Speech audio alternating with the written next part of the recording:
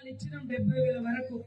కాబట్టి దయచేసి ఇవాళ ఇందిరమ్మ ఇల్లులైనా సన్న బియ్యమైనా రేషన్ కార్డు కూడా గతి లేదు 10 ఏళ్లలో చాలా మందికి మీకు తెలుసు. మరి అదే విధంగా బోనస్ అయినా మా అక్కలు ఎంత మంచి చీరలు కట్టుకొచ్చి మీ శాఖకు మంత్రి నేనే. మహిళా సంఘాల శాఖ పంచాయతీరాజ్ లో రూరల్ డెవలప్మెంట్ లో ఉంటది, మహిళా శాఖలో కాదు. పేదరిక నిర్మూలన సంస్థ పంచాయతీరాజ్ శాఖలో ఉంటది. వడ్డీ లేని రుణాలు ఇవ్వాలి, మా మహిళల్ని సంతోషంగా పెట్టాలి. ఆ వడ్డీ భారం మన గవర్నమెంట్ భరిస్తా ఉంది. గతంలో బీఆర్ఎస్ వాళ్ళు పావుల వడ్డీ అన్నారు, వాళ్ళ పావుల వడ్డీ కట్టకపోవడంతో మీ మీద 3,000 కోట్ల రూపాయలు అప్పు అయింది. 3,500 కోట్లు.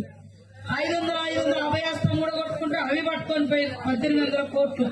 కాబట్టి దయచేసి నేను పంచాయతీరాజ్ శాఖ మంత్రిగా ఉన్నా మీ గ్రామంలో ఇంకా కొన్ని పనులు అడిగినరు, తప్పకుండా శివాలయ నిర్మాణానికి నిధులు అడిగినరు. నేను ఈ పేపర్ చూడలేదు కానీ 100 ఇళ్లను నా నోటితో వచ్చింది, వీళ్ళు కూడా 100 ఇళ్లను రాసింది. ఆసుపత్రికి ప్రహారీ గోడ, కాటాపురం మసీదు నుండి ముత్యాలమ్మ ఆలయం వరకు రోడ్డు, అదే విధంగా మరి గంగాలమ్మ గుడి నిర్మాణం, మరి గౌడ సోదరులకు కూడా ఎల్లమ్మ గుడి. ఇప్పుడు ఏం గుడి ఇచ్చినాం? కాంపౌండ్ వాళ్ళు. ఓకే, ఇంకా కూడా తప్పకుండా ఇచ్చే బాధ్యత నాది. మన గవర్నమెంట్ 3 ఏళ్లు ఉంటుంది, 3 ఏళ్ల తర్వాత కూడా వస్తుంది. మీ అందరి కోరిక ఇల్లులు, ఉద్యోగాలు, మరి డెవలప్మెంట్, మరి అత్యధికంగా పంచాయతీరాజ్ శాఖ నుంచి ఈ 2 సంవత్సరాలు రాని డబ్బులన్నీ ఈసారి రాబోతున్నాయి. అవన్నీ కూడా మన గ్రామానికి ఇస్తాం.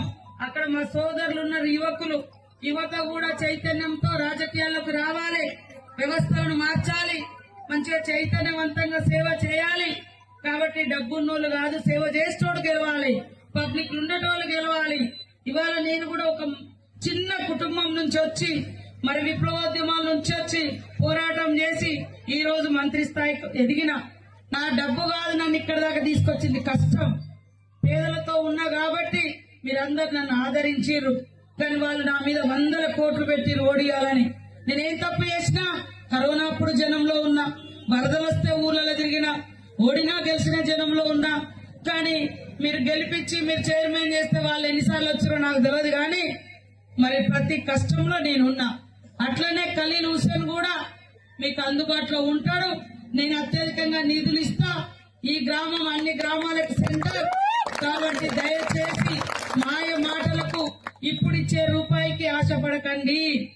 ఇవాళ వాళ్ళ జెడ్పీ చైర్మన్ ఉండే మొన్నటి దాకా వాళ్ళ